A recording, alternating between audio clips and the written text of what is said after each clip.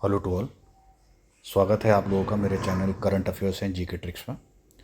आज का जो हमारा टॉपिक रहेगा वो हिस्ट्री से रिलेटेड रहेगा, stone age and archaeology development. इस चैनल पर हम लोग जीके के सब्जेक्ट्स देखेंगे, जैसे हिस्ट्री, ज्योग्राफी, इकोनॉमिक्स और पॉलिटी।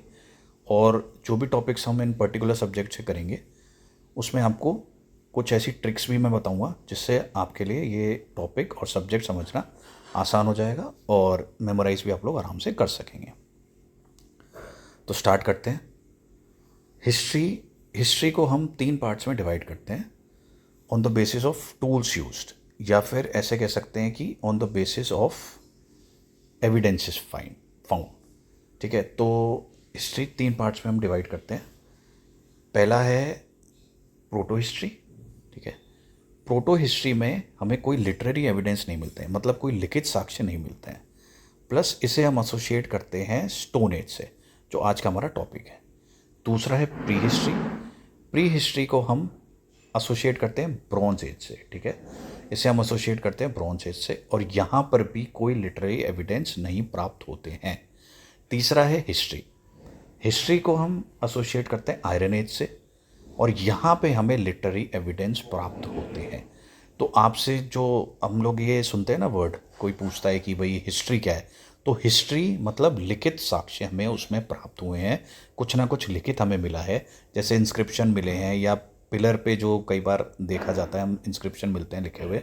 ठीक है, रॉक एडिक्ट्स मिलते हैं, वो सब हिस्ट्री से एसोसिएटेड हैं, जहाँ पे हमें लिखित साक्ष्य या फिर लिटरेरी एविडेंस प्राप्त हुए हैं। ठीक है, तो आज जो हम पढ़ने वाले हैं वो प्रोटो हिस्ट्री से रिलेटेड पढ़ने वाले हैं, वो है स्टोन एज के बारे में। स्टोन एज को हम 3 पार्ट्स में डिवाइड करते हैं। वो है पीलियोलिथिक।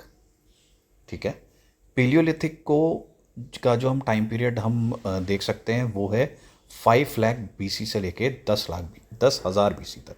ठीक है, बहुत पुराना टाइम पीरियड हम इसमें डिस्कस करने वाले हैं। दूसरा है हमारा मीसोलिथिक, मतलब मिडिल स्टोन एज।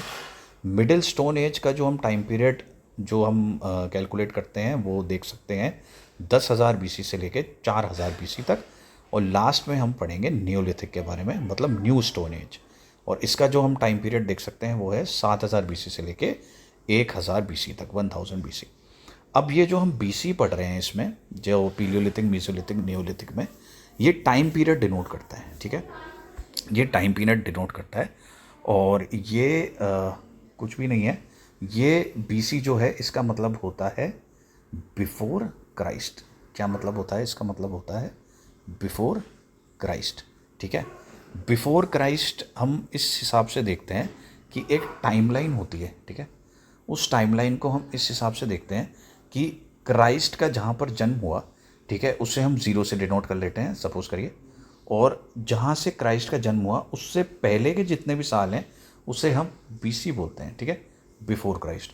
और क्राइस्ट के जन्म के जितने भी बाद के साल हैं उसे हम बोलते हैं AD, date is anno domini. अब बीसी में जब हम चलते हैं तो उल्टे से लेते हैं टाइम। जैसे कैसे, मैं आपको समझाता हूँ कि 500 बीसी और 400 बीसी। तो अगर मैं आपसे पूछूं कि आज के हिसाब से, 2025 के हिसाब से 500 बीसी पहले घटित हुआ या फिर 400 बीसी पहले घटित हुआ, तो आपका आंसर होगा 500 बीसी पहले घटित हुआ, उसके बाद 400 बीसी आया, उसके बाद 300, उसके बाद 200, और फिर 100, और फिर एडी, मतलब जीसस क्राइस्ट का जन्म।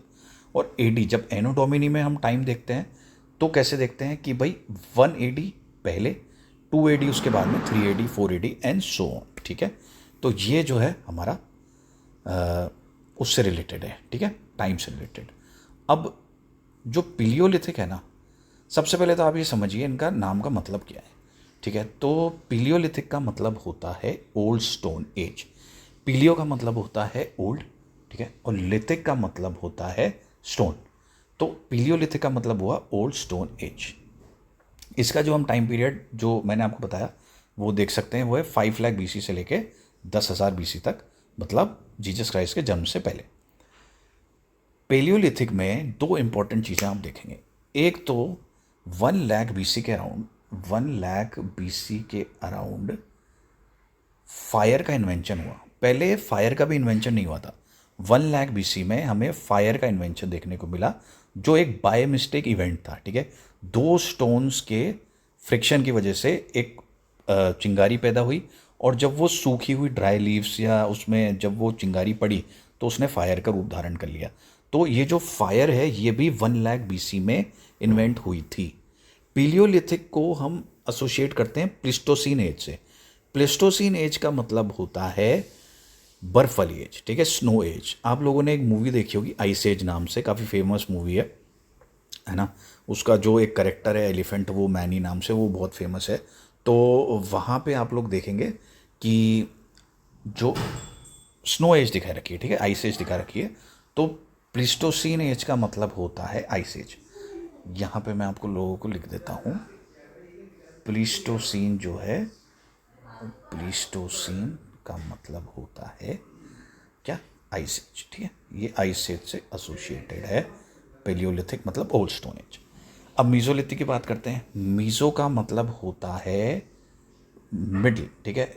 मीजो का मतलब होता है मिडिल स्टोन, और लिथिक का मतलब, मीजो का मतलब होता है मिडिल और लिथिक का मतलब होता है स्टोन, ठीक है। तो मीजोलिथिक को मिडिल स्टोन एज भी बोलते हैं। इसे माइक्रोलिथ भी बोला जाता है। माइक्रोलिथ इसलिए बोला जाता है इस एज को क्योंकि यहाँ पे जो है हमें स्मॉल स्टोन्स देखने को मिलते हैं, ठीक है। मीजोलिथिक एज के जो लोग थे, एज के पीरियड, मीजोलिथिक पीरियड के जो ह्यूमंस थे, वो स्मॉल स्टोन्स का इस्तेमाल करते थे, और इसलिए हम इसे माइक्रोलिथ का भी नाम देते हैं, ठीक है। अब नियोलिथिक की बात करते हैं। तो नियोलिथिक में हम न्यू स्टोन एज देखते हैं, ठीक है। नियो का मतलब होता है न्यू और लिथिक का मतलब होता है स्टोन, और यहाँ पे हमें पॉलिश स्टोन्स मिलते हैं। ये चीज़ें यहाँ पे देखने लायक है, ठीक है। इसके बाद हम लोग पढ़ेंगे डेवलपमेंट ऑफ आर्कियोलॉजी। अब इंडिया में कैसे आर्कियोलॉजी डेवलप हुई, और उसी के बेसिस पे हमें ये पता चला कि हमारी सभ्यता सबसे ज़्यादा प्राचीन है, सबसे ज़्यादा एंशंट है। जैसे वर्ल्ड में और भी सिविलाइजेशंस थी, जैसे चाइनीज सिविलाइजेशन या मीसोपोटामियम सिविलाइजेशन। मीसोपोटामिया मतलब इराक की सिविलाइजेशन। और पहले हम लोगों को ये लगता था कि हमारा जो ओल्डेस्ट वो है ना आर्कियोलॉजी डेवलपमेंट से पहले, वो जो है आर्यंस के समय से है। मतलब वेदास जब से हमारे आए थे, जब से वेदों का जो है जन्म हुआ, उतनी ही हमारी पुरानी है सभ्यता, पहले हम लोगों को ही लगता था। लेकिन जब आर्कियोलॉजी डेवलप हुई और एविडेंसेस प्राप्त हुए, तब हमें पता चला कि नहीं, हमारी सभ्यता बहुत ज़्यादा प्राचीन है, 2500 साल पहले की है या उससे भी पहले की। और ये इंडस वैली सिविलाइजेशन के टाइम जब ये साक्ष्य प्राप्त हुए इंडस वैली सिविलाइजेशन के, तब हमें पता चला।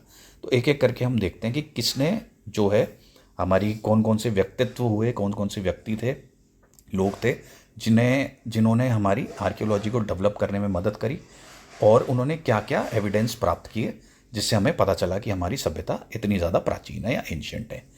पहले बात करते हैं, और मैं साथ में ये जो नाम है जो मैं बता रहा हूँ, ठीक है, ये इंपॉर्टेंट है एग्जाम पॉइंट ऑफ व्यू से, प्लस मैं इनको नामों को याद करने की ट्रिक्स भी आपको बता दूंगा यहाँ पे, ताकि आपको मेमोराइज करने में आसानी होगी। पहला नाम है विलियम जोन्स।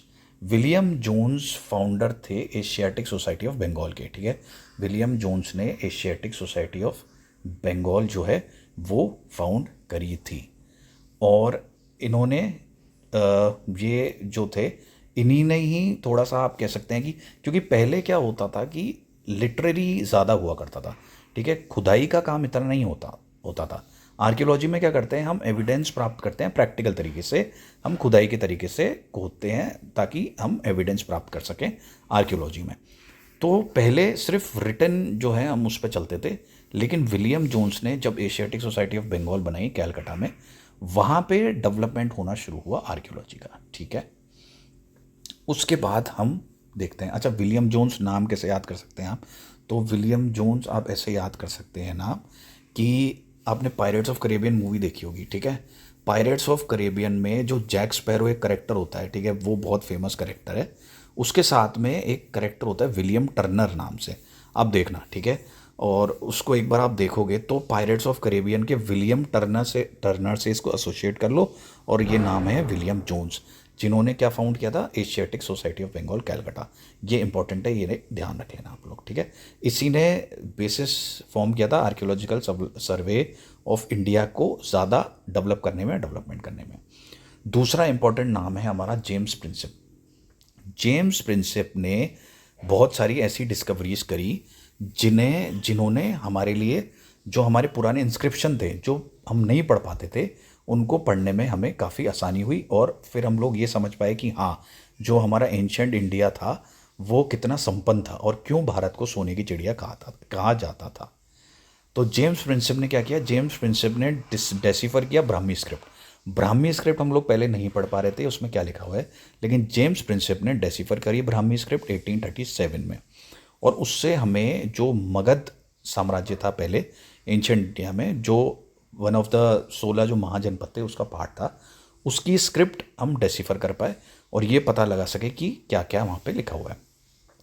अशोकन इंस्क्रिप्शन जो रॉक एडिक्ट्स हैं या पिलर एडिक्ट्स हैं, उनमें क्या लिखा हुआ है वो भी जेम्स प्रिंसेप ने डेसिफर किया था। और एक खरोष्टी स्क्रिप्ट होती है, खरोष्टी स्क्रिप्ट भी जो है वो जेम्स प्रिंसेप ने डेसिफर करी थी। जेम्स प्रिंसेप का नाम आप बहुत आसानी से याद रख सकते हैं। जेम्स बॉन्ड आपने मूवी देखी होगी, जेम्स बॉन्ड मूवी से रिलेट करके आप जेम्स प्रिंसेप का नाम ध्यान रख सकते हैं। आगे बढ़ते हैं। नेक्स्ट नाम है हमारे पास जॉर्ज टर्नौर का, ठीक है। जॉर्ज टर्नौर जो थे वो एक सिविल सर्वेंट थे, सेलोन मतलब श्रीलंका, सेलोन का मतलब है श्रीलंका, यहाँ पे जो प्रेजेंट डे है वहाँ पे सिविल सर्वेंट थे। वहाँ पे इन्होंने एक बहुत इम्पोर्टेंट डिस्कवरी करी। अशोकन जो रॉक एडिक्ट्स हैं, जो 14 जो मेजर रॉक एडिक्ट्स हैं या 7 जो पिलर एडिक्ट्स हैं, वहाँ पे कई बार आपको एक टर्म देखने को मिलेगा, देवनामी पियादसी, ठीक है। ये टर्म देखने को आपको वहाँ पे बहुत मिलता है, देवनामी पियादसी। तो ये जो टर्म है देवनामी पियादसी, ये किसको रेफर कर रहा है ये बताने का कार्य किया था जॉर्ज टर्नौर ने। और जो देवनामी पियादसी या जो प्रियदर्शी है, ये डिनोट करता है अशोका को, ठीक है, ये डिनोट करता है अशोका को, और यही जॉर्ज टर्नौर ने बताया था, ठीक है। जॉर्ज टर्नौर का फिर से मैं मूवी का एग्जांपल देके आपको बताऊंगा, ट्रिक वही है, उससे से आप याद कर सकते हैं।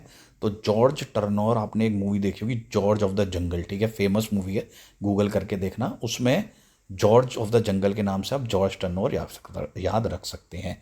तो विलियम जोन्स का नाम कैसे याद रखोगे, पायरेट्स ऑफ द कैरिबियन के कैरेक्टर विलियम टर्नर से। James Prinsep James Bond movie से। George Turnour George of the jungle से, ठीक है। नेक्स्ट जो इम्पोर्टेंट नाम है, और ये बहुत इंपॉर्टेंट है, ये कई बार इस पे क्वेश्चन भी बने हैं, आप लोग इसे ढंग से मेमोराइज कर लीजिएगा।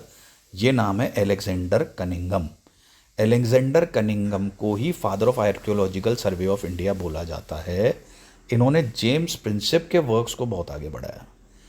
एलेक्जेंडर कनिंघम एक आर्मी इंजीनियर थे, ठीक है, और उन्हें फिर आर्कियोलॉजिकल सर्वे ऑफ इंडिया का एक आर्कियोलॉजी डिपार्टमेंट में उनको एक एम्प्लॉय बनाया गया, ठीक है। और उससे पहले क्या था कि आर्कियोलॉजिकल सर्वे ऑफ इंडिया जो बना था ना, वो बना था 1861 में। 1861 में लॉर्ड वाइसरॉय कैनिंग थे, उनके समय जो है आर्कियोलॉजिकल सर्वे ऑफ इंडिया बना था। वाइसरॉय की जो हमारी पोस्ट थी वो इस्टेब्लिश हुई थी गवर्नमेंट ऑफ इंडिया एक्ट 1858 से। गवर्नमेंट ऑफ इंडिया एक्ट 1858 से पहले जो भी इंडिया को ये लोग रूल करते थे, जो मेन थे, उनको गवर्नर जनरल ऑफ इंडिया बोला जाता था, जो बंगाल से रूल करते थे। लेकिन गवर्नमेंट ऑफ इंडिया एक्ट 1858 के बाद, ध्यान से सुनना आप लोग, गवर्नमेंट ऑफ इंडिया एक्ट 1858 के बाद जो पोस्ट थी गवर्नर जनरल ऑफ इंडिया की, उसे वाइसरॉय में कन्वर्ट कर दिया गया। पहले वाइसरॉय हमारे इंडिया के कैनिंग ही थे, जो ब्रिटिश इंडिया था उसमें, और उन्होंने ही 1861 में स्टैब्लिश किया आर्कियोलॉजिकल सर्वे ऑफ इंडिया। और एलेक्जेंडर कनिंघम उनके वहाँ पे एक ऐसे आर्कियोलॉजर थे जिन्होंने बहुत अच्छी डिस्कवरीज करी थी, इसलिए उन्हें father of archaeological survey of India बोला जाता है।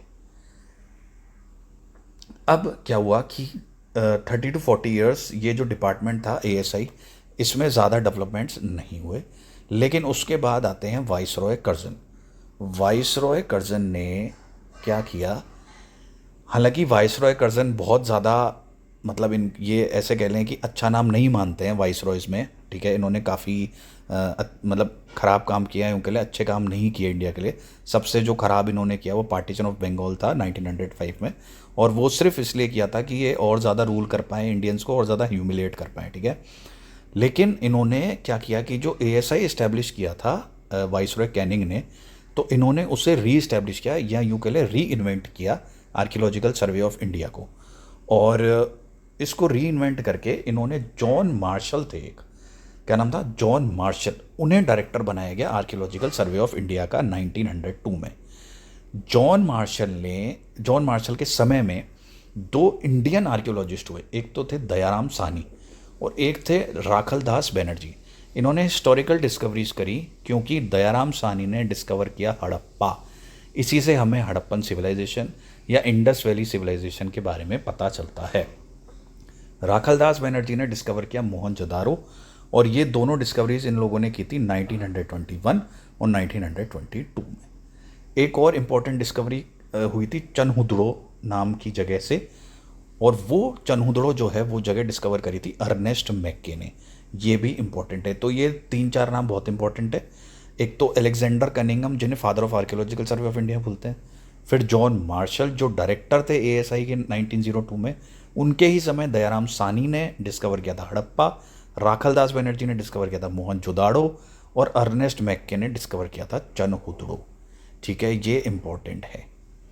आगे जब हम इंडस वैली सिविलाइजेशन के बारे में पढ़ेंगे तो जब हम उसकी साइट्स देखेंगे तो कुछ जगह थी कि सिटाडेल हुआ करता था, ठीक है, अपर टाउन लोअर टाउन। तो एक अपर टाउन हुआ करता था सिटाडेल और ऐसे, तो वहाँ पे चनहुदड़ो के बारे में पढ़ेंगे, वो इम्पोर्टेंट है, ठीक है। अब जो अनाउंसमेंट था कि भाई हाँ, इंडस वैली सिविलाइजेशन एक बहुत ancient, oldest, probably oldest civilisation जो है वर्ल्ड में, वो फाउंड कर दी गई है, वो अनाउंसमेंट हुआ था 1924 में, ठीक है। वो अनाउंसमेंट हुआ था 1924 में कि oldest civilisation, ancient civilisation existing in Indian subcontinent, Indus valley civilisation, वो वहाँ पे साक्ष्य प्राप्त हुए हैं, ठीक है। मेसोपोटामियम सिविलाइजेशन पहले फाउंड हो गई थी, चाइनीज सिविलाइजेशन भी हो गई थी, पर बाद में हमें ये पता चला कि 2500 साल पुरानी सिविलाइजेशन जो है 2500 ईयर्स ओल्ड, ठीक है, सिविलाइजेशन एग्जिस्ट करती है, और हमें इसके बारे में बाद में पता चला।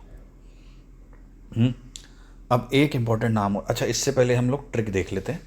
हाँ, तो जॉर्ज टर्नर तक मैंने आपको बता दी थी, जॉर्ज ऑफ द जंगल के नाम से याद रखेंगे। एलेक्जेंडर कनिंघम, अब एलेक्जेंडर हमें पता है कि सिकंदर का भी नाम है। सिकंदर कौन? सिकंदर वही जिसने बैटल ऑफ हिडेस्पीस लड़ा था पोरस के खिलाफ, ठीक है। और जब वो इंडिया में आने वाला था, और पोरस और इनमें मतलब एक कंट्रोवर्शियल सी वो थी, वो बैटल थी, क्योंकि पता नहीं चला था कौन जीता था। ऐसे कहते हैं एलेक्जेंडर जीता था, बट वो मैं आपको इसलिए बता रहा हूँ ताकि आपको याद रहे कि एलेक्जेंडर जो ग्रेट था, जिसे हम हिंदी में सिकंदर के नाम से जाना जाता है, उसका नाम इस नाम से एसोसिएट करके आप याद कर सकते हैं। तो एलेक्जेंडर द ग्रेट, जिसने बैटल ऑफ हिडेस्पीस लड़ा था, ठीक है, पोरस के साथ, उससे रिलेटेड आप ये याद रखें एलेक्जेंडर कनिंघम, ठीक है। एलेक्जेंडर तो आपको याद हो जाएगा सिकंदर के नाम से, एलेक्जेंडर द ग्रेट, और कनिंघम आप जो है वो आप ऐसे याद कर सकते हैं कि कनिंग कौन होता है? कनिंग जो बहुत चतुर आदमी होता है उसे कनिंग बोलते हैं हम। तो कनिंघम आप उस हिसाब से याद कर सकते हैं, ठीक है।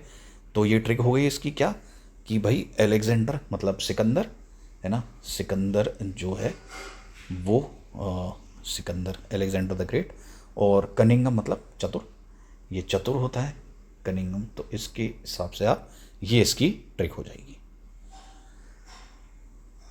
जॉन मार्शल के नाम से एक पहले हमारे इंडिया में गाड़ी आया करती थी मार्शल नाम से, हाँ पता होगा आप लोगों को।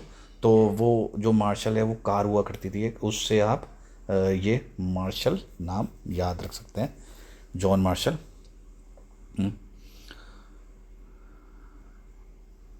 कार हुआ करती थी मार्शल, उससे आप जॉन मार्शल नाम याद रख सकते हैं। जॉन अगेन बहुत कॉमन नाम है। जॉन सीना एक WWE रेसलर है, ठीक है, आप लोगों को पता ही है, बहुत फेमस है जॉन सीना। तो जॉन सीना से जॉन याद हो जाएगा, मार्शल जो है इंडिया में कार आया करती थी, तो जॉन मार्शल हम दोनों को साथ में जोड़ देंगे। ये इसकी ट्रिक हो गई नाम याद करने की। याद रखना ये डायरेक्टर थे एएसआई के। दयाराम साहनी बहुत ही इजी है। तारक मेहता का उल्टा चश्मा में दया करेक्टर हुआ करती थी एक, ठीक है। तो आप ये याद रखो कि भाई उसमें दया है और वो इतनी महान है, जब भी वो डिस्कवरी कर पाई हड़प्पा की। तो दयाराम साहनी आप ऐसे याद रख सकते हैं कि तारक मेहता का उल्टा चश्मा की जेठालाल की दया के हिसाब से, तो दयाराम साहनी वहाँ से याद हो जाएगा। राखल दास बनर्जी है, बनर्जी ने मोहनजोदारो। अच्छा आप नोटिस करेंगे मोहनजोदारो बहुत वैसा नाम है ना, स्टाइलिश लगता है थोड़ा सा कि भाई हाँ इंग्लिश सा होगा। जैसे हड़प्पा तो इतना स्टाइलिश नहीं लगता, लेकिन मोहनजोदाड़ो जो है काफ़ी स्टाइलिश सा नाम स्टाइलिश सा नाम लगता है। तो मोहनजोदाड़ो कोई ऐसा ही इंसान जो है वो डिस्कवर करेगा जो मतलब थोड़ा सा मॉडर्न एजुकेटेड होगा, थोड़ा सा इंग्लिश इंग्लिश जानता होगा। तो राखल दास बनर्जी, और आपको पता है उस टाइम बंगालीज ही थे जो सबसे ज़्यादा एजुकेटेड हुआ करते थे, और जो हमारा इंग्लिश सिस्टम था उसी में एजुकेशन वो काफ़ी बंगालीज ही प्राप्त करते थे। तो राखल दास बनर्जी आप वहाँ से याद कर सकते हैं कि एक बंगाली ही मोहनजोदारो को है वो डिस्कवर करेगा, ठीक है। राखल दास बनर्जी, ये आप इसे याद कर सकते हैं। अर्नेस्ट मैक्के जिन्होंने चनहुदड़ों की खोज की थी, अर्नेस्ट मैक्के आप ऐसे याद कर सकते हैं कि नेस्ट जो होता है वो चिड़िया का नेस्ट जो होता है, घोंसला, जो चिड़िया का घोंसला होता है, नेस्ट होता है, उससे आप याद कर सकते हैं। और अर्न तो आप जानते हैं कि अर्न किया, फिर मैं जू में गया और जू में जाके मुझे चिड़िया का नेस्ट दिखा। ऐसे आप कुछ याद कर सकते हैं कि भाई कहीं आप लोगों का सिलेक्शन हो गया है और आप लोग क्या है कि पैसा अर्न किया आप लोगों ने, और फिर जू में जाके वहाँ पे चिड़िया का नेस्ट दिखा आपको। तो अर्नेस्ट मैक्के आप ऐसे याद कर सकते हैं। अब देखते हैं नेक्स्ट नाम, वो है रॉबर्ट ब्रूस फुट। ये भी इम्पोर्टेंट है क्योंकि इन्हें देखिए, एलेक्जेंडर कनिंघम को father of archaeological survey of India बोलते थे, इन्हें बोलते हैं father of pre historical archaeological सर्वे, ठीक है। Father of pre historical archaeological सर्वे इन्हें बोला जाता है, रॉबर्ट ब्रूस फुट को। ये एक जियोलॉजिस्ट थे, जियोलॉजिकल सर्वे ऑफ इंडिया में। इन्होंने एक बहुत इंपॉर्टेंट डिस्कवरी करी थी जो एक पेलियोलिथिक साइट थी, पेलियोलिथिक स्टोन एज की साइट थी। प्लस क्या था कि पेलियोलिथिक में भी हम आगे पढ़ेंगे कि एक अर्ली पेलियोलिथिक होता था, ठीक है, पुराना ओल्ड पेलियोलिथिक, फिर होता था कि थोड़ा सा मिडिल पेलियोलिथिक, और फिर आता था अपर या न्यू पेलियोलिथिक। तो अर्ली या ओल्ड पेलियोलिथिक की एक साइट थी जो हमें तमिलनाडु में मिली, चिंगलेपुर डिस्ट्रिक्ट में, पल्लवरम नाम से। उस साइट को डिस्कवर किया था रॉबर्ट ब्रूस फुट ने, और वहाँ से हमें प्राप्त हुआ एक हैंड एक्स, ठीक है। तो रॉबर्ट ब्रूस फुट ने एक बहुत इंपॉर्टेंट डिस्कवरी करी थी। पेलियोलिथिक जो है ओल्ड स्टोन एज, वहाँ पे एक उसी की पेलियोलिथिक एज की एक साइट इन्होंने डिस्कवर करी पल्लवरम से, पल्लवरम नाम से, जो चिंगलेपुर डिस्ट्रिक्ट थी तमिलनाडु में, और वहाँ इन्होंने डिस्कवर किया एक हैंड एक्स, ठीक है। ये इंपॉर्टेंट था। तो Robert Bruce Foote discovered a hand axe from Pallavaram in Chingleput district Tamil Nadu which showed evidences of old stone age, that is Paleolithic। Robert Bruce foot को आप ऐसे याद रख सकते हैं कि ब्रूस वेन एक करेक्टर था डाई हार्ड 4 मूवी में। आप सबने डाई हार्ड मतलब जो फ्रेंचाइज है, बहुत फेमस करेक्टर है, या फिर बैटमैन का जो करेक्टर है वो भी ब्रूस वेन ही है। जो डाई हार्ड सीरीज़ का हीरो है वो ब्रूस विलिस है, और जो बैटमैन मूवी का करेक्टर है वो ब्रूस वेन है। तो वहाँ से आप लोग ब्रूस जो है वो याद रख सकते हैं। फुट हमें पता ही है पैर को बोलते हैं, और रॉबर्ट आपने सुना होगा, एक हिंदी मूवीज़ में, पहले बॉलीवुड मूवीज़ में एक विलेन होता था, वो रॉबर्ट होता है, रॉबर्ट ऐसे टाइप से ना वो बोलता था। तो वहाँ से आप लोग याद कर सकते हैं कि भाई रॉबर्ट तो वो ब्रूस वेन जो बैटमैन का करेक्टर है, या ब्रूस विल जो डाई हार्ड का हीरो है, और फुट तो है ही फुट।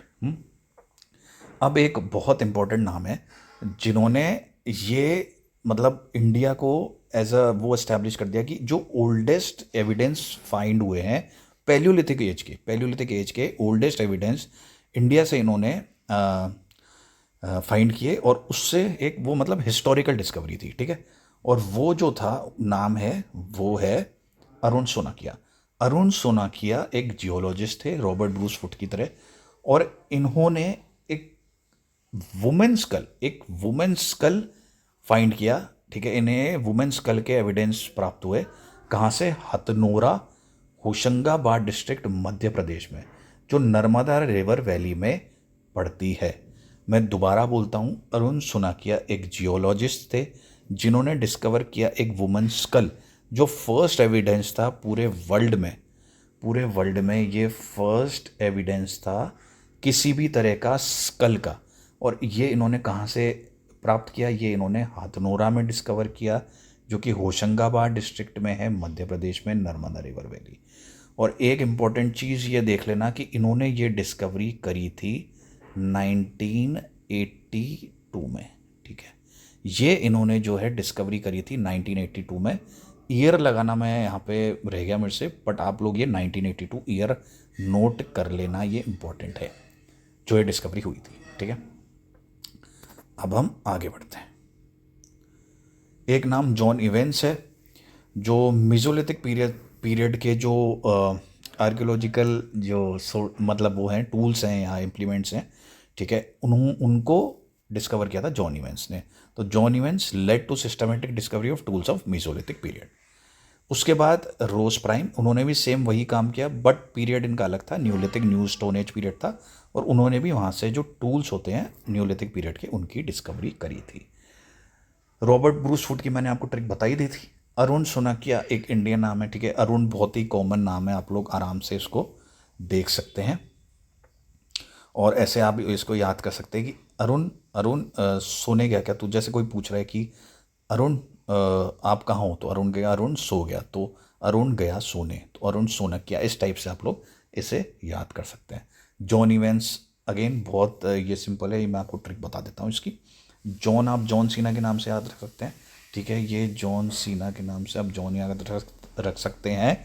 और जो इवेंट्स है, इवेंट्स आपने देखा होगा, जो कैप्टन अमेरिका है हमारी मार्वल मूवीज़ में, मार्वल सिनेमैटिक यूनिवर्स में, वो जो प्ले करते हैं कैप्टन अमेरिका, जो उनका रियल नाम है क्रिस इवेंट्स, ठीक है। उनका रियल नाम है क्रिस इवेंट्स। तो यहाँ से आप ये नाम याद रख सकते हैं कि भाई क्रिस इवेंट्स का, तो वहाँ से इवेंट्स ले लेंगे आप लोग, और जॉन सीना का यहाँ पे जॉन ले लेंगे। ये बहुत इजी ट्रिक है, ठीक है, आपको आसानी से याद हो जाएगा। मिजोलिथिक पीरियड से एसोसिएटेड थे, ये याद रखना। तो John Evans led to systematic discovery tools of mesolithic period. और नाम याद रखेंगे कैसे? जॉन इवेंट्स मतलब एक तो जॉन सीना से जॉन और क्रिस इवेंट्स से इवेंट्स। नेक्स्ट नाम है हमारा रोज प्राइम। रोज प्राइम ने न्यूलिथिक पीरियड के जो है टूल्स डिस्कवर किए थे, मैंने आपको बता दिया है। और इसे तो बहुत सिंपल है ये। एक अगेन ट्रांसफॉर्मर्स मूवी थी जिसमें ऑप्टिमस प्राइम नाम का करेक्टर था। जो मैं मूवीज़ के और करेक्टर्स के नाम ले रहे हैं, ये आप लोग ध्यान से सुना और इसे याद रख लेना। इससे आपको काफ़ी हेल्प होगी इस ट्रिक से ये नाम याद करने में, ठीक है। क्योंकि नाम मैं जानता हूँ भूल जाते हैं ना, इतने सारे नाम हैं, पूरी जीके में इतनी बड़ी जीके है, तो भूलना लाजमी है। लेकिन जो मैं बोल रहा हूँ, आप अगर उस तरीके से या उस ट्रिक से ध्यान से सुनेंगे तो आपको मेमोराइज हो जाएगा वो। तो रोज प्राइम मैंने क्या बताया कि प्राइम जो है ऑप्टिमस प्राइम, जो हमारा करेक्टर है ट्रांसफॉर्मर्स मूवी का, वहाँ से आप प्राइम उठा लेंगे। और रोज़ तो हमें पता ही है गुलाब है, तो रोज़ प्राइम बहुत इजीली आपको याद हो जाएगा, ठीक है। आई होप आर्कियोलॉजिकल सर्वे आपको आसानी से और ट्रिक के साथ अच्छे से समझ में आया होगा। अब हम बढ़ते हैं स्टोन एज की तरफ। स्टोन एज मैंने आपको बता दिया है कि 3 पार्ट्स में हम इसे डिवाइड करते हैं। पहला है पैलियोलिथिक, ठीक है।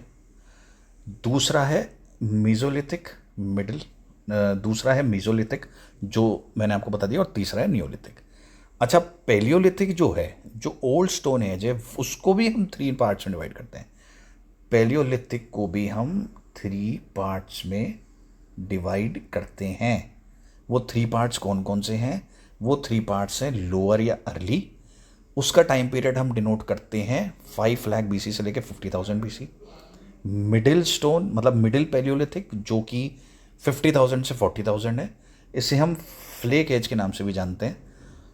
फ्लेक एज इसलिए जानते हैं क्योंकि जो स्टोन्स, जो वेपन्स थे या स्टोन्स जो हम यूज़ करते थे यहाँ पे, वो फ्लेक टेक्नोलॉजी से बनाते थे। फ्लेक टेक्नोलॉजी कुछ नहीं है, जैसे ऐसे आप सीख सकते हैं कि भाई 2 स्टोन्स हैं, ठीक है, तो एक से दूसरे को हम मारेंगे तो ये जैसे आधा कट जाएगा या कुछ हो जाएगा, तो ये फ्लेक बन जाएगा इसका, है ना, ये फ्लेक बन जाएगा। इस टाइप से आप इसको याद कर सकते हैं, मतलब तो ये फ्लेक टेक्नोलॉजी का यूज़ करते थे। और इसे हम बोलते हैं इसलिए फ्लेक एज, ठीक है, इसे इसलिए फ्लेक एज बोला जाता है। अपर जो होती है पेलियोलिथिक एज वो 50,000 से 40,000 BC तक हम इसको देख सकते हैं, और इसे फ्लेक ब्लेड एज बोलते हैं। फ्लेक जो टेक्नोलॉजी यूज़ होती थी वापस स्टोन काटने में, ठीक है, ताकि थोड़ी धारदार हो पाए, लेकिन और ज़्यादा धारदार बनाने के लिए इससे फ्लेक ब्लेड टेक्नोलॉजी यूज़ करते थे, इसलिए हम फ्लेक ब्लेड एज बोलते हैं, क्योंकि जो स्टोन्स थे वो फ्लेक ब्लेड एज के तरीके से यहाँ पे काटे जाते थे या बनाए जाते थे। फ्लिंट एक यहाँ पे वेपन, फ्लिंट एक मतलब स्टोन था, वो ये यूज़ होता था यहाँ पे। और एक इम्पॉर्टेंट चीज़ ये है कि यहाँ पे ना weapons of bone and horns भी मिले हैं। जो अपर पेलियोलिथिक एज है, जो है एज है, वहाँ पे हमें बोन और हॉर्न के वेपन्स भी प्राप्त होते हैं, ठीक है। तो वापस से रिवाइज कर लेते हैं हमने क्या क्या किया। हमने ये देखा कि हिस्ट्री को हम 3 पार्ट्स में डिवाइड करते हैं, ठीक है, और वो 3 पार्ट्स कैसे, जो भी एविडेंसेस या साक्ष्य या टूल्स प्राप्त हुए उनके बेसिस पे हम डिवाइड करते हैं, ठीक है। वो थी प्रोटो हिस्ट्री, जहाँ पे कोई रिटन एविडेंस नहीं है, ठीक है। प्री हिस्ट्री, जहाँ पे रिटन एविडेंस नहीं है लेकिन थोड़ा सा डेवलप्ड अप हैं, वेपन्स वगैरह मिले हैं। और एक होता है हिस्ट्री, जहाँ पे हम जो है हमें रिटन एविडेंसेस प्राप्त होते हैं, ठीक है। एक तो ये हो गया। फिर हम अगेन जो स्टोन एज है, हमें स्टोन एज को 3 पार्ट्स में डिवाइड करते हैं। पहली है पेलियोलिथिक, दूसरी है मीजोलिथिक और तीसरी है नियोलिथिक। पेलियोलिथिक स्टोन एज जो है वो भी फर्दर 3 पार्ट्स में हम डिवाइड करते हैं, और उससे हम ओल्ड स्टोन एज बोलते हैं, ठीक है। ओल्ड स्टोन एज क्यों बोलते हैं, क्योंकि पेलियो का मतलब होता है ओल्ड और लिथिक का मतलब होता है स्टोन, और यहाँ पे जो जो एविडेंसेस प्राप्त हुए हैं उस हिसाब से इस एज को पेलियोलिथिक स्टोन एज बोलते हैं। तो ये जो डिवाइडेशन है, हम ये एविडेंसेस और जो टूल्स प्राप्त हुए हैं, टूल्स इंप्लीमेंट होते थे अलग अलग एज में, उसी हिसाब से हम ये डिवाइडेशन कर रहे हैं। अब दूसरा मीजोलिथिक एज मतलब मिडिल स्टोन एज, इसे माइक्रोलिथ भी बोलते हैं क्योंकि छोटे छोटे स्टोन्स प्राप्त हुए हैं। और तीसरी जो है हमारी नियोलिथिक है, नियोलिथिक को हम न्यू स्टोन एज बोलते हैं, और आगे हम लोग देखेंगे कि यहाँ पे और ज़्यादा बेटर स्टोन्स का यूज़ होने लगा था। अब जो ये पेलियोलिथिक स्टोन एज है ना, इससे हम फर्दर 3 पार्ट्स में डिवाइड कर लेते हैं, ठीक है। इसे हम फर्दर 3 पार्ट्स में डिवाइड कर लेते हैं। पहली है लोअर या अर्ली, दूसरी है मिडिल, ठीक है, और जो तीसरी है यहाँ पे वो है अपर, ठीक है। और इन तीनों को भी यहाँ जो जो हमने टूल्स इंप्लीमेंट किए हैं या एविडेंस प्राप्त हुए हैं उसी हिसाब से हमने इसे डिवाइड किया है। अब देखते हैं जो साइट्स, ठीक है। तो जो अपर या जो लोअर या अर्ली पेलियोलिथिक की है वो पहले हम साइट्स देखेंगे कौन कौन सी हैं। पहली साइट जो बहुत इंपॉर्टेंट है, बहुत इंपॉर्टेंट साइट है जो हमें यहाँ पे प्राप्त हुई, वो है हथनोरा, ठीक है। हथनोरा नाम से हमें यहाँ पे एक साइट प्राप्त हुई है, जो मैंने अभी आपको बताया ऊपर, क्योंकि हमने अरुण सोनकिया पढ़ा था तब मैंने आपको बताया था कि हथनोरा होशंगाबाद डिस्ट्रिक्ट में नर्मदा रिवर वैली, और कहाँ पे, मध्य प्रदेश में। ये कहाँ पे हमें मिली है, मध्य प्रदेश में, MP में नर्मदा रिवर वैली है, वहाँ पे ये हथनोरा साइट हमें मिली है जो होशंगाबाद डिस्ट्रिक्ट में है। और यहाँ पे मैंने आपको अभी बताया है थोड़ी देर पहले कि evidence of skull of a women वो मिला है, ग्रेव पिट से मिला है, मतलब इनको, ग्रेव का मतलब होता है कब्र, ठीक है, तो कब्र में इनको गाड़ते थे, वहाँ से एक वुमेन का स्कल मिला है जो डिस्कवर किया है अरुण सोनाकिया ने 1982 में। इसलिए हथनोरा होशंगाबाद जो साइट है वो काफ़ी इंपॉर्टेंट है, आप लोग इसे याद रखना। नेक्स्ट साइट भी मैंने आपको बता दी थी, पल्लवरम, ठीक है। पल्लवरम जो है वो हमें तमिलनाडु से मिली है, और ये कौन से डिस्ट्रिक्ट में मिली है, हमें चिंगलेपुर डिस्ट्रिक्ट में मिली है। यहाँ पे हैंड एक्स डिस्कवर किया गया रॉबर्ट ब्रूस फुट के द्वारा, जिन्हें हम क्या बोलते हैं, father of pre historic archaeology, ठीक है। अब नेक्स्ट साइट है बेलन वैली, उत्तर प्रदेश। बेलन वैली काफ़ी इंपॉर्टेंट साइट है, ये हमें नियोलिथिक पीरियड तक देखने को मिलेगी, ठीक है। यहाँ पे जो एविडेंसेस प्राप्त हुए हैं वो आगे भी, मतलब ओल्ड स्टोन एज के भी प्राप्त हुए हैं, मिडिल ऑफ स्टोन एज के भी और न्यू स्टोन एज के भी। एक इम्पोर्टेंट साइट है मुंगेर, बिहार में है, एक डीडवाना राजस्थान में है। और ये हमारी अर्ली जो है पेलियोलिथिक एज की साइट्स हैं, जहाँ पे दो इम्पोर्टेंट है। एक तो हाथनोरा, वो आपको पता ही है क्यों इम्पोर्टेंट है, ये मध्य प्रदेश, और पल्लवरम जो तमिलनाडु में मिली है। अब देखते हैं कुछ न्यू स्टोन एज या फिर अपर स्टोन एज की जो साइट्स हैं या मिडिल स्टोन एज की साइट्स हैं, उसमें से 2 या 3 इंपॉर्टेंट है। एक है भीमबेटका। भीमबेटका आपकी काफ़ी इंपॉर्टेंट साइट है, क्योंकि भीमबेटका जो है आपको पेलियोलिथिक, मेजोलिथिक और अगेन न्यूलिथिक तीनों में इसके एविडेंस मतलब एविडेंसेस भीमबेटका से आपको मिलते हैं। भीमबेटका आपको देखने को मिलती है, रायसेन डिस्ट्रिक्ट है मध्य प्रदेश में। और भीमबेटका को डिस्कवर किया था विष्णु श्रीधर वाकांकर ने, यह भी इम्पोर्टेंट है, और ये डिस्कवरी हुई थी 1957 में। ठीक है। और यहाँ पे भीमबेटका में रॉक पेंटिंग्स मिलती हैं।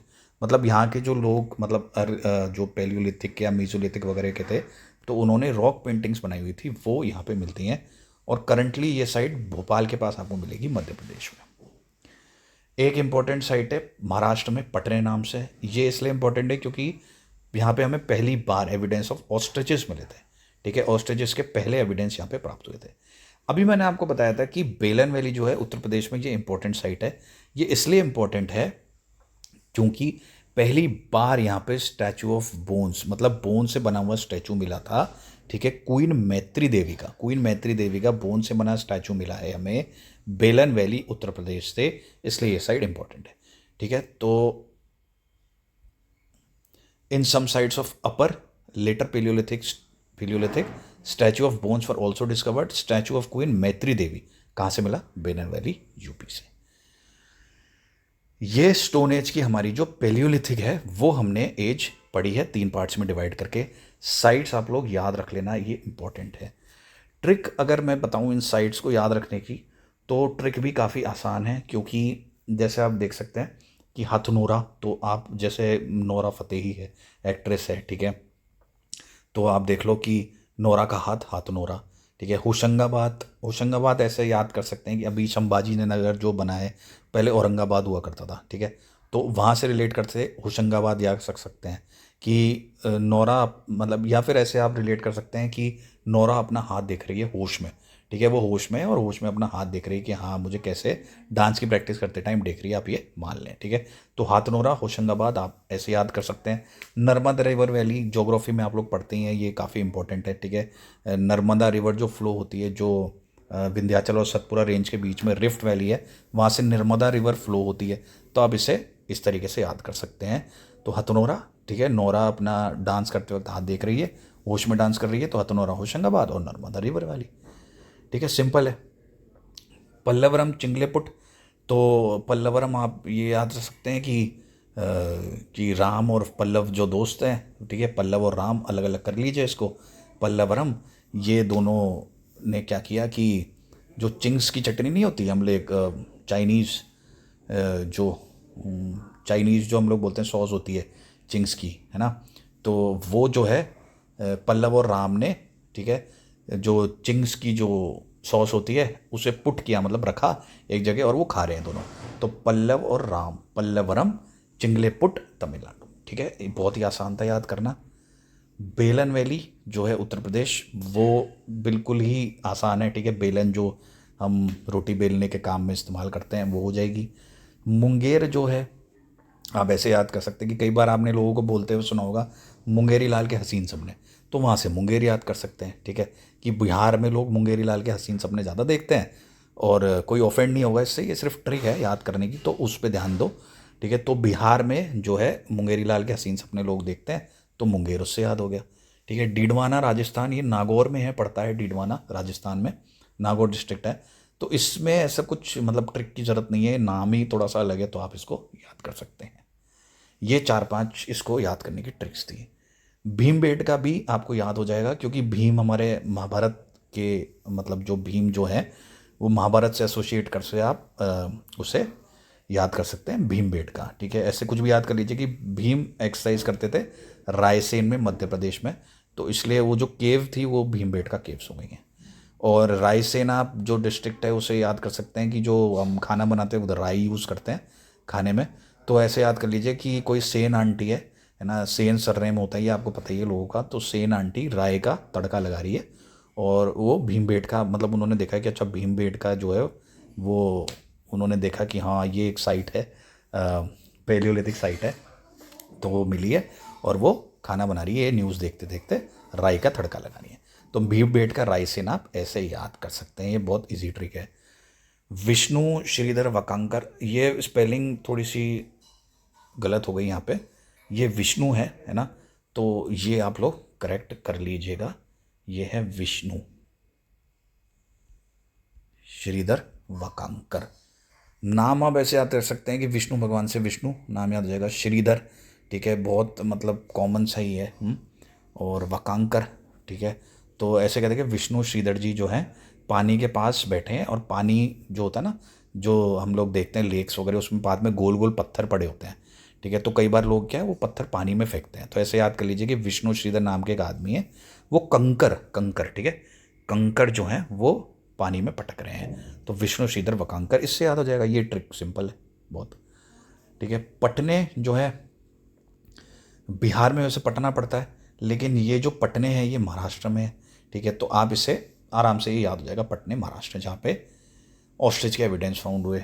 मैत्री देवी, आपने देखा होगा कि एक एंशियंट हिस्ट्री में करेक्टर है, मतलब नाइकी देवी नाम से कोई नाइकी देवी, जिन्होंने मोहम्मद गोरी को बहुत बुरी तरीके से हराया था। जब वो गुजरात की ओर अपना जो है एक्सपीडिशन लेके जा रहा था, तो वहाँ से नाइकी देवी से आप यार मैत्री देवी नाम से रिलेट करके आप याद कर सकते हैं ठीक है। तो इस तरीके से, या फिर जब उन्होंने नाइकी देवी ने जो है मोहम्मद गोरी को हराया था, तब उन्होंने जो राजस्थान के 2-3 राजा थे उनसे मदद मांगी थी, मित्रता का हाथ बढ़ाया था।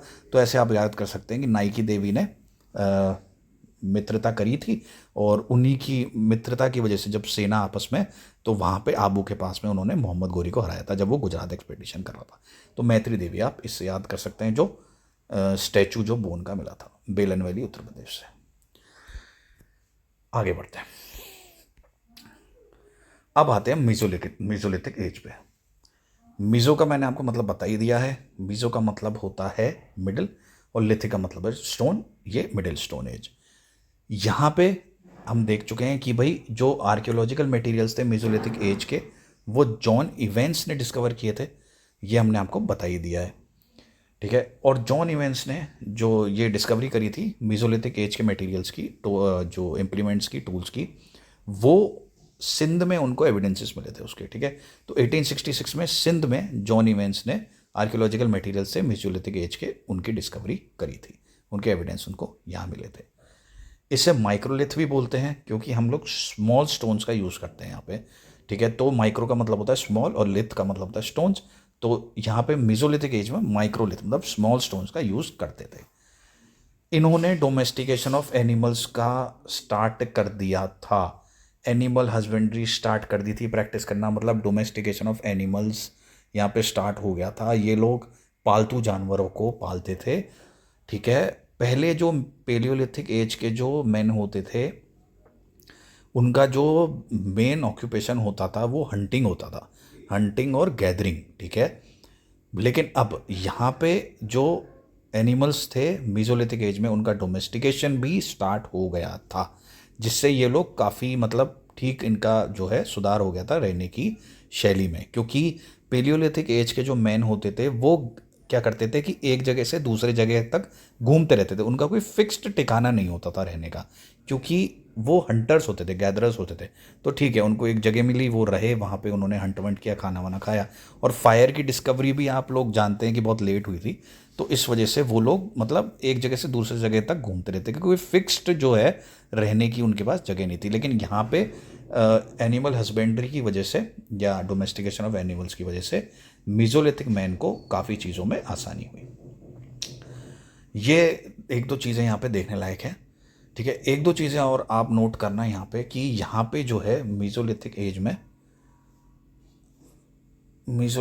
में जो है हमें ग्रेव्स भी देखने को मिलते हैं ठीक है। यहाँ पे हमें ग्रेव्स भी देखने को मिलते हैं, ये इंपॉर्टेंट है। सबसे पहले जो जिस स्टोन एज में ग्रेव्स के एविडेंस पाए गए तो वो मेसोलिथिक की थी। और ग्रेव्स में भी हमें कई बार ये देखने को मिलता है कि ग्रेव्स में जिनको गाड़ा जाता था या जिनको दफनाया जाता था वो जो है उनके साथ में, मतलब जिन जिन लोगों को ग्रेव्स में गाड़ा जाता था, दफनाया जाता था, उनके पास में जो है टूल्स या फिर फूड स्टफ रखा जाता था। ठीक है, टूल्स या फिर फूड स्टफ ग्रेव्स में रखा जाता था जिन लोगों को दफनाया जाता था, ताकि मतलब जो भी उनकी प्रैक्टिस होती होगी, तो बरियल जो था ना, जो ग्रेव्स थे या बरियल प्रैक्टिस थी, वो हमें मीजोलिथिक एज से देखने को मिल जाती है। ठीक है, साइट्स यहाँ पे इंपॉर्टेंट कुछ हैं जो हम देख लेंगे। पहली साइट है यहाँ पे आदमगढ़।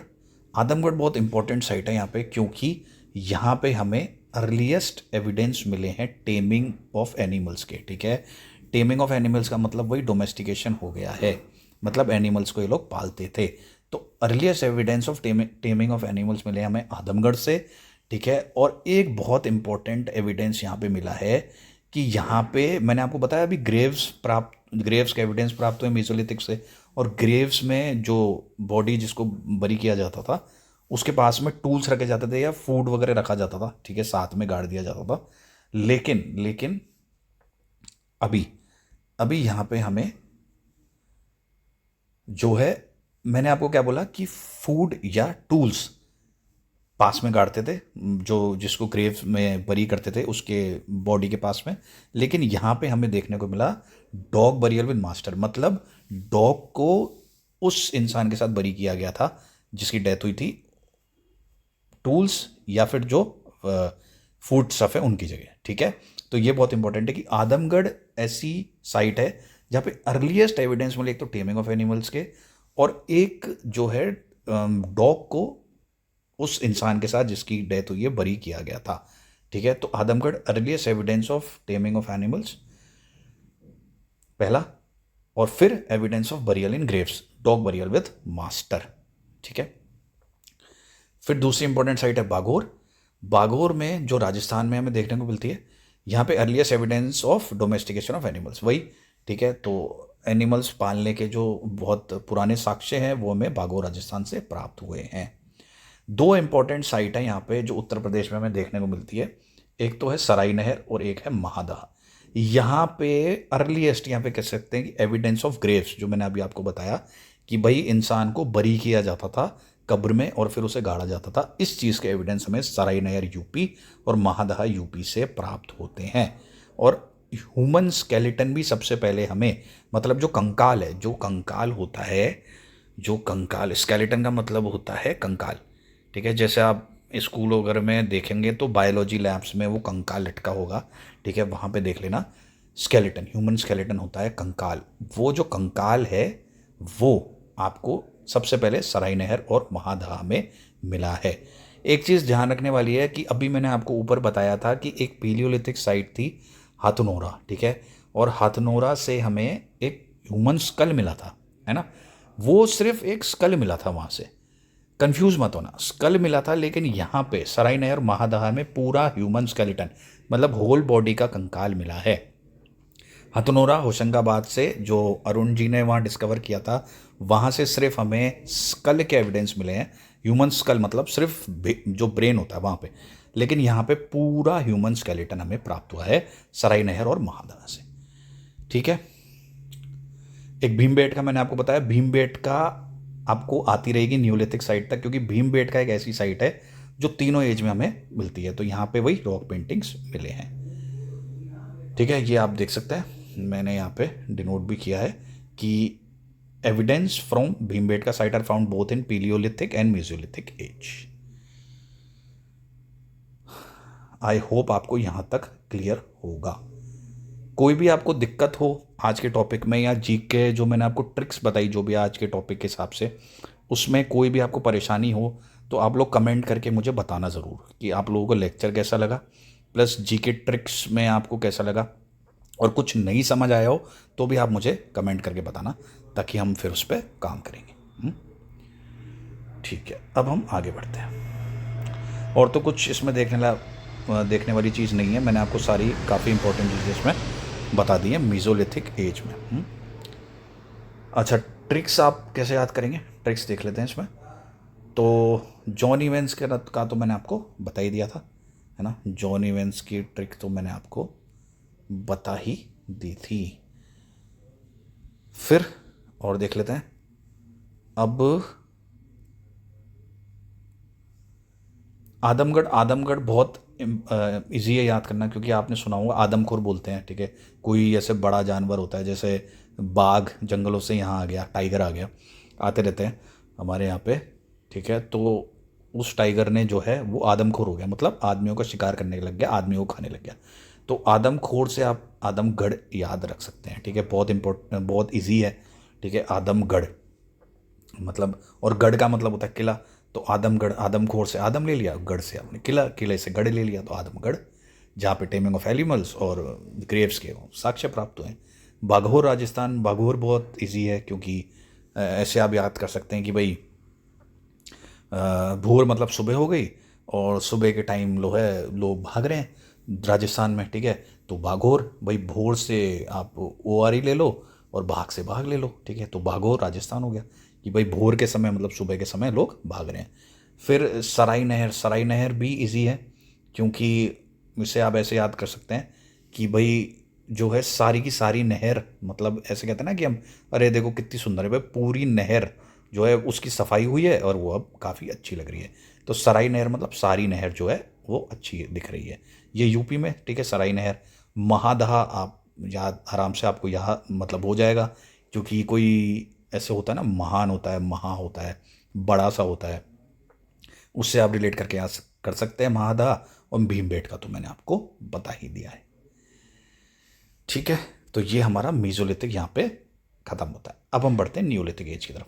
नियोलिथिक एज काफ़ी इंपॉर्टेंट है, क्योंकि यहाँ पे काफ़ी ऐसी डिस्कवरीज हुई जो हमें पीलियोलिथिक या मीजोलिथिक में नहीं देखने को मिली है।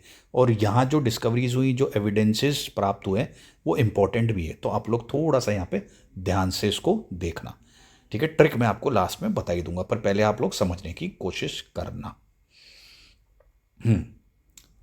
तो नियो का मतलब क्या होता है, न्यू।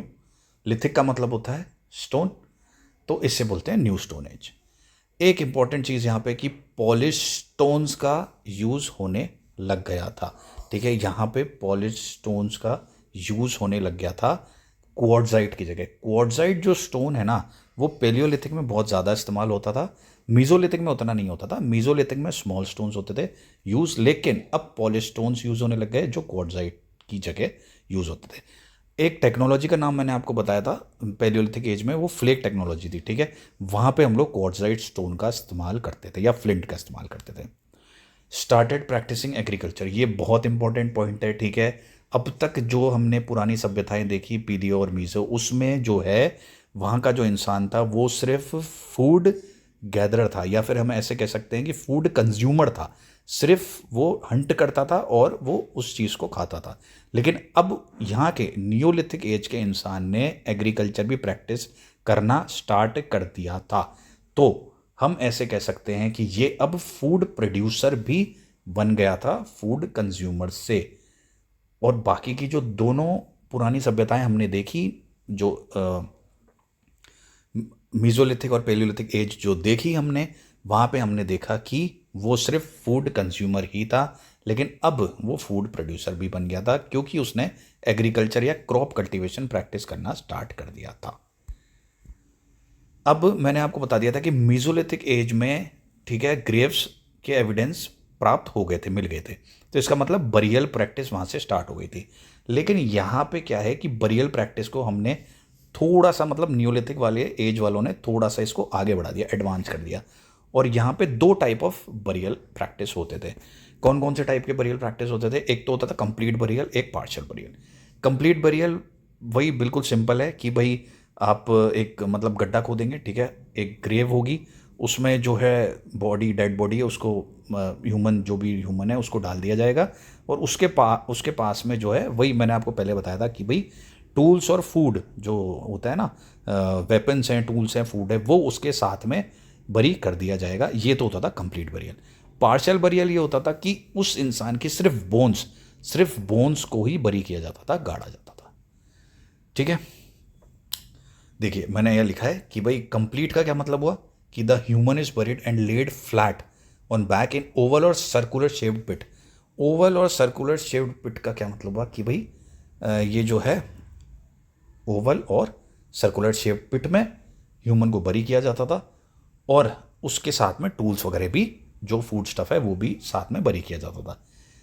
और जो पार्शल का मतलब हुआ, तो पार्शल का क्या मतलब हुआ, पार्शल का मतलब हुआ कि भाई रिमेन्स जो हैं, बोन्स है, सिर्फ उन्हीं को बरी किया गया था। ये बरीड होगा यहाँ पे ना, ये डी है, ये बरीड, बरीड किया जाता था। एक पॉट बरियल भी होता था नियोलिथिक एज में, हमें देखने को मिला है। यहाँ पे चिल्ड्रन को बरी किया जाता था, छोटे बरियल्स होते थे, पॉट टाइप बरियल्स होते थे, वहाँ पे चिल्ड्रन को बरी किया जाता था। और ये लोग ऐसा मानते थे कि अब ये जो है वो नया जन्म भी उसी परिवार में लेंगे, चिल्ड्रन जो है, मतलब रीबर्थ के हिसाब से ये प्रैक्टिस की जाती थी पॉट बरियल। ठीक है, एक बहुत इंपॉर्टेंट डिस्कवरी हुई थी यहाँ पे, पॉटर्स व्हील इन्वेंट हो गया था 4000 BC में। बहुत इंपॉर्टेंट डिस्कवरी है ये नियोलिथिक एज में। एक तो पॉटरी भी आ गई थी, ठीक है, पॉटरी आ गई थी। और नियोलिथिक एज का जो टाइम पीरियड मैंने आपको पहले बताया था, इसे हम देखते हैं 7000 BC से 1000 BC तक। ठीक है, नियोलिथिक एज जो है वो हम देखते हैं 7K से लेके 1K BC तक। तो करीब करीब ये आप मान लो कि जो है इसका टाइम पीरियड हम देखते हैं 7K से लेके 1K BC तक। तो करीब करीब आप मान लो कि 4K BC के अराउंड जो है पॉटर्स व्हील इन्वेंट हो गया था, है ना। 4K BC के अराउंड पॉटर्स व्हील इन्वेंट हो गया था, जो कि एक बहुत ही हिस्टोरिकल डिस्कवरी थी। और यहाँ से हमें पता चलता है कि नियोलिथिक जो एज के जो लोग थे, उन्होंने पॉटरी की भी डिस्कवरी कर ली थी। और उसमें वो क्या करते थे कि अर्दन पॉट्स बनाते थे पॉटरी का यूज़ करके।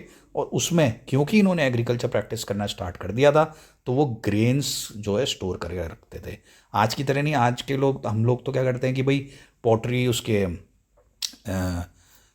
लिए यूज़ करते हैं कि हाँ भाई ये अच्छा लगेगा, ठीक है, हम शोकेस की तरह यूज़ करते हैं। लेकिन तब के लोग जो है नियोलिथिक एज के पॉटरी का इस्तेमाल करते थे ग्रेन स्टोर करने में। और किस टाइप की पॉटरी ये लोग यूज़ करते थे, रेड एंड ब्लैक वेयर, ये इंपॉर्टेंट है, ठीक है। Black and red ware pottery जो है वो यूज़ करते थे, जहाँ पे ब्लैक कलर का बर्तन होता था और रेड कलर की थोड़ी सी मार्किंग्स वगैरह होती थी, या वाइस वर्सा, जैसे भी आप देख सकते हैं। तो पॉटर्स व्हील इन्वेंट हो गया था 4K BC में। पॉटर्स व्हील का मतलब होता है जिस पे आप आसानी से बिना हाथ का यूज़ किए पॉटरी बना सकते हैं, ठीक है। जब पॉटर्स व्हील इन्वेंट नहीं हुआ था, उससे पहले जो पॉटरी बनती थी वो हैंडमेड होती थी। उससे पहले जो पॉटरी बनती थी वो हैंडमेड होती थी। लेकिन लेकिन जब से पॉटर्स व्हील की डिस्कवरी हुई, तब से फिर हमें, मतलब नियोलिथिक एज वाले जो लोग थे, उनको हैंडमेड पॉटरी की ज़रूरत नहीं थी। एक इम्पॉर्टेंट ये है कि क्योंकि एग्रीकल्चर यहाँ पे स्टार्ट हो गया था, तो evidence of wheat, barley, rice और कॉटन भी यहाँ पे फाइंड होते हैं। अच्छा, कॉटन के अगर हमें साक्ष्य यहाँ से प्राप्त होते हैं नियोलिथिक एज से, तो हमें ये भी क्लियर हो जाता है कि यहाँ वाले लोग कपड़ों के बारे में भी जानने लग गए थे। जो पेलियोलिथिक और मीजोलिथिक एज के जो ह्यूमंस थे, उनको कपड़ों के बारे में कुछ भी नहीं पता था, ठीक है। वो जो भी एनिमल स्किन या फिर पत्ती वगैरह लगा लेते थे। लेकिन अब न्यूलिथिक एज में हमें जो एविडेंस प्राप्त हुए हैं, उससे ये क्लियर हो जाता है, क्योंकि कॉटन के एविडेंस मिले हैं, कि ये लोग कपड़ों के बारे में भी जानते थे, ठीक है। तो evidence of wheat, barley, rice and cotton cultivation are found. Cotton वाला पॉइंट इंपॉर्टेंट है, कॉटन वाला पॉइंट इंपॉर्टेंट है, ये आप लोग ध्यान से देख लेना। अब साइट्स के बारे में हम पढ़ लेते हैं एक एक करके। जो पहली साइट हमें, जो बहुत इंपॉर्टेंट साइट यहाँ पे मिली है, वो है मेहरगढ़। मेहरगढ़ हमें जो साइट जो डिस्कवर हुई है मेहरगढ़, वो बलूचिस्तान में बोलन रिवर वैली के राउंड पाकिस्तान में वो है, वो वहाँ पे डिस्कवर हुई है। ये काफ़ी इंपॉर्टेंट साइट है, क्योंकि यहाँ पे earliest evidence of cotton cultivation मिले हैं। सबसे जो पहला एविडेंस है ना कॉटन का, पूरे वर्ल्ड में कहीं भी मिला है कॉटन कल्टीवेशन का, वो मेहरगढ़ बलूचिस्तान पाकिस्तान से मिला है, जो बोलन रिवर वैली के पास में है। मेहरगढ़ में आपको मड हाउसेस भी देखने को मिलते हैं। ये लोग इतने ज़्यादा न्यूलिथिक एज में इतने ज़्यादा एडवांस हो गए थे, ठीक है। ये देखिए, use to live in mud houses, और यहाँ पे प्रॉपर्टी वगैरह भी ओन करते थे ये लोग। मेहरगढ़ में प्रॉपर्टी वगैरह भी ओन करते थे। कॉटन के अर्लियर्स एविडेंस मिले हैं, कॉटन कल्टीवेशन के मड हाउसेज में रहते थे, और राइस कल्टीवेशन के भी एविडेंस यहाँ से मिले हैं। पॉटरी भी यहाँ से डिस्कवर हुई है कि ये लोग ब्लैक और अर्दन, जो मैंने आपको बताया ब्लैक और रेडवेयर पॉटरी, ये लोग यहाँ पे इस्तेमाल करते थे। तो मेहरगढ़ आपकी काफ़ी इंपॉर्टेंट साइट है, इसे आप थोड़ा सा ध्यान से देख लेना। फिर जो दूसरी हमारी इंपॉर्टेंट साइट है वो है बुरजा होम। बुरजा होम कश्मीर वैली में हमें देखने को मिली है। अच्छा, एक चीज़ के मेहरगढ़ में हमें बरियल जो है ग्रेव्स में देखने को मिला है ना, यहाँ से भी ग्रेव्स जो है वो ग्रेव्स के एविडेंस डिस्कवर हुए हैं। बुरजा होम जो है वो कश्मीर वैली में हमें देखने को मिलती है साइट। ये श्रीनगर जो है वहाँ उसके वेस्ट में देखने को मिलती है। इसे हम बोलते हैं नोन एज प्लेस ऑफ बुरजा, प्लेस ऑफ बुरजा या फिर प्लेस ऑफ बर्च। बर्च एक ट्री होता है, ठीक है, बर्च एक ट्री होता है, और बुरजा होम को प्लेस ऑफ बर्च भी बोला जाता है। कश्मीर वैली में है ये, वेस्ट ऑफ श्रीनगर। यहाँ पे ये अलग इसलिए है क्योंकि मैंने आपको भी बताया कि मेहरगढ़ में जो है वो मड हाउसेज में रहते थे लोग, लेकिन जो बुरजा होम है ना वहाँ पे ये सर्कुलर या ओवल ड्वेलिंग पिट्स में रहते थे। मतलब गड्ढा खोद के रहते थे ये लोग, और गड्ढे में लेक साइड के किनारे ये लोग लेक साइड के पास ड्वेलिंग पिट्स में रहते थे, जो सर्कुलर या ओवल शेप के हुआ करते थे। ये इंपॉर्टेंट है यहाँ पे। एक एक ये चीज़ भी इंपॉर्टेंट है कि ये भी बरियल करते थे ग्रेव्स में, और यहाँ पे भी एविडेंस मिले हैं डॉग बरियल का मास्टर के साथ। यहाँ पर भी मास्टर को, मतलब डॉग को मास्टर के साथ बरी किया जाता था। एक इंपॉर्टेंट बात और कि ये वेपन्स जो है वो बोन के यूज़ करते थे, ठीक है, used weapons made of bones. ये भी इंपॉर्टेंट है यहाँ पे। तो ये बुरजा होम के बारे में हो गया। बुरजा होम के जैसी ही एक और साइट हमें मिली है, उसका नाम है गुफ क्राल, ठीक है, गुफ क्राल नाम से एक साइट हमें मिली है, ठीक है, वो भी कश्मीर में मिली है। ये पहलगाम के पास है, जो अभी अनफॉर्चुनेट इंसिडेंट हुआ था पहलगाम से, वहाँ से आप रिलेट कर सकते हैं पहलगाम में। तो गुफ क्राल जो है कश्मीर में पहलगाम के पास में मिला है, श्रीनगर के पास भी है ये। और गुफ क्राल को बोलते हैं केव ऑफ पॉटर, ठीक है, जो इसका मीनिंग होता है वो केव ऑफ पॉटर होता है।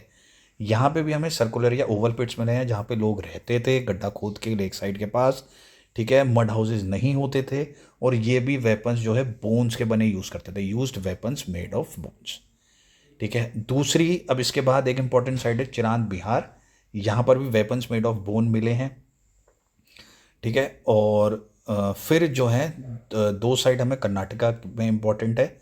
चिरांद जो है ये भी इंपॉर्टेंट साइट है, कुफक्राल और उसकी तरह बुरजा होम की तरह। एक मस्की है कर्नाटका में, वहाँ पे हमें ग्रेव्स मिले हैं। ब्रह्मगिरी कर्नाटका में है। और एक काफ़ी इंपॉर्टेंट साइट है कोलदीवा उत्तर प्रदेश में, क्योंकि यहाँ पे हमें अर्लीस्ट एविडेंस मिले हैं राइस या पैडी कल्टीवेशन के, ठीक है। कोलदीवा उत्तर प्रदेश से हमें अर्लीस्ट सबसे पुराने साक्ष्य मिले हैं, पहले साक्ष्य मिले हैं राइस के, चावल की खेती के, कोलदीवा उत्तर प्रदेश से। ये एक इम्पॉर्टेंट चीज़ है। इन सब के अलावा एक इम्पॉर्टेंट साइट है कैटल हुयुक तुर्की। ये इंडियन सब कॉन्टिनेंट में नहीं मिलती है, लेकिन ये इंपॉर्टेंट इसलिए है क्योंकि ये भी नियोलिथिक साइट का नियोलिथिक साइट का पार्ट है, ठीक है। एक सेकंड यहाँ पे लिख देता हूँ, नियोलिथिक साइट का पार्ट है, ठीक है। कैटल हुयुक तुर्की, ये भी आप लोग याद रखना। तो हमारा लेक्चर अब ख़त्म होता है, ठीक है। आई होप आपको अच्छा लगा होगा, ट्रिक्स भी आपको आसानी से समझ आई होगी। ये ट्रिक्स आपने ध्यान से सुनी होगी तो आप इसीलिए ये चीज़ें मेमोराइज कर लेंगे, जो आपके एसएससी और related exams point of view से इंपॉर्टेंट है, ठीक है। जैसे एसएससी हो गया या रेलवे हो गया, ठीक है, जो इस लेवल के जो एग्ज़ाम है उसके लिए ये जो मैंने आपको बताया लेक्चर और ये ट्रिक्स काफ़ी इंपॉर्टेंट है। अच्छा, इसकी जो साइट्स मैंने आपको बताई नियोलिथिक, उसकी एक बार ट्रिक देख लेते हैं, ठीक है। पहली मेहरगढ़ जो मैंने आपको बताया, ठीक है। तो मेहर तो आपको पता ही है कि भाई मेहर कर हम बोलते हैं ना, कि ये भगवान मेहर कर, किसी भी चीज़ को हम प्रार्थना से बोलते हैं, ठीक है। तो ऐसे समझ लीजिए कि ऐसा गढ़ है, ऐसा महल है या वहाँ है जहाँ पे मेहर की जाती है। तो मेहरगढ़ हो गया कि ऐसा महल, ठीक है, जो किला वगैरह जहाँ पे मेहर होती है लोगों पे, तो वो आप मेहरगढ़ के नाम से याद रख सकते हैं। बलूचिस्तान पाकिस्तान, बोलन रिवर वैली, ये इतना इंपॉर्टेंट नहीं है, फिर भी एक बार देख लेना। बुर्जा होम नाम ही थोड़ा सा अलग है, ठीक है। आप ऐसे याद कर सकते हैं कि भाई बुर्ज खलीफा एक बिल्डिंग है दुबई में, ठीक है। और एक गाना भी आया था वो अक्षय कुमार और कियारा आडवाणी पे जो बेस्ड था कि आ दिला दू तैनू बुर्ज खलीफा, ऐसे कोई नाम था। तो वहाँ से इसे आप रिलेट करके याद कर सकते हैं कि भाई बुर्जा होम जो है बुर्ज खलीफा से रिलेट कर लो। बुर्जा का बुर्ज, बुर्जा खलीफा का बुर्ज, और होम तो आपको पता ही है घर को कहते हैं, तो बुर्जा होम मतलब वो आ दिला दूं तेनू बुर्ज खलीफा गाने से रिलेट करके इसको याद कर लेना बुर्जा होम से, ठीक है। इजी था। गुफक्राल, गुफक्राल मतलब इजी ही है क्योंकि आप देखो इसमें नाम थोड़ा सा अलग सा ही है ना। और गुफा के नाम से याद कर सकते हैं कि भाई केव होती है ना, उसे केव ऑफ वाटर भी इसलिए बोला जाता है। तो गुफा टाइप है गुफ क्राल, तो गुफा के से रिलेट करके इसे केव ऑफ वाटर से याद कर सकते हैं। चिरांद बिहार, चिरांद बहुत इजी है क्योंकि कई बार ये नाम सुनने को मिलता है, कुछ सीरियल वगैरह भी आते हैं हमारे, वहाँ भी ये बहुत यूज़ होता है कि कितनी बड़ी चिरांद है, और ये तो चिरांद तो बहुत आसान है, ठीक है, बिहार से याद रख सकते हैं। मस्की आराम से याद हो जाएगा कर्नाटका में, क्योंकि एक मस्ती नाम से याद रख सकते हो, मस्ती मूवी फ्रेंचाइज भी है, ठीक है, काफ़ी लोगों ने देखी होगी आप में से, है ना। तो और ये सिर्फ इसके लिए कि एग्जाम्पल के तौर पे ट्रिक के हिसाब से याद करा रहा हूँ, है ना, उस हिसाब से ही देखना है, ठीक है। तो मस्की मस्ती के हिसाब से आप याद कर लेंगे, कर्नाटका में है, ठीक है। ब्रह्मगिरी, तो ब्रह्मगिरी भी आप ऐसे ही कुछ ब्रह्मा जी से रिलेटेड या उससे मतलब उससे याद कर सकते हैं ब्रह्मगिरी से। और कोल दीवा, ठीक है, कोल दीवा आप इस तरीके से याद कर सकते हैं कि भाई अ, कि भाई कोई डीवा है, ठीक है, कोई डीवा होती है ना जो फैशन उसमें वॉक वगैरह करती हैं, तो वहाँ पे उन्होंने कोयला कोयला देखा या फिर उनको कोयला मिल गया, तो कोल दीवा काफ़ी इजी है, मतलब आप इस तरीके से इसको याद कर सकते हैं, ठीक है। या फिर कोल दीवा को देखो आप, अगर इंग्लिश में इसको वो करोगे ना डिसाइफर, तो देखना ये कोल्ड हो जाएगा, ठीक है, कोल्ड, है ना। और यहाँ पे हवा, तो कोल्ड हवा ऐसे याद कर सकते हैं। तो कोल दीवा कैसे याद हो जाएगी कि भाई कोल्ड हवा चल रही है, तो कोल दीवा उत्तर प्रदेश। तो ये मैंने आपको सारी ट्रिक्स बता दी हैं। लेक्चर होता है हमारा ख़त्म। कमेंट करके ज़रूर बताइएगा कि लेक्चर कैसा लगा, ट्रिक्स कैसी लगी, ठीक है। कोई डाउट्स हो तो प्लीज़ कमेंट में बताइएगा मुझे, ठीक है, और उससे हम फिर सॉल्व करने का ट्राई करेंगे। और अभी हमारी हिस्ट्री ही चलेगी, ठीक है। हिस्ट्री से रिलेटेड टॉपिक्स पर ही मैं वीडियोस बनाऊंगा और उसी से रिलेटेड ट्रिक्स भी आपको साथ के साथ बताऊंगा। और फिर नेक्स्ट जो सब्जेक्ट्स हैं जैसे ज्योग्राफी पॉलिटी, वो हिस्ट्री ख़त्म होने के बाद हम कंटिन्यू करेंगे, ठीक है। तो थैंक यू सो मच।